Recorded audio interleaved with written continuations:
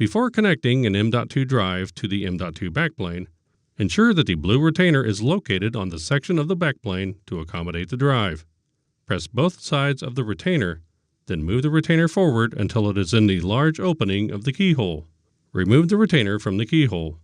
Insert the retainer into the correct keyhole and slide it backwards until it is secure, but not in the way for the installation of the M.2 drive. Insert the M.2 drive at an angle of approximately 30 degrees into the M.2 backplane connector. Note: if your M.2 backplane supports two M.2 drives, insert the drives into the connectors at both sides. Rotate the M.2 drive down until it is parallel with the backplane. Slide the retainer forward onto the notch of the M.2 drive to secure the drive in place. Grasp the assembly by the blue touchpoint tabs and align the blue plastic supports with the guide pins on the system board. Then insert the M.2 backplane into the M.2 slot on the system board. Carefully press down by the edges to seat it.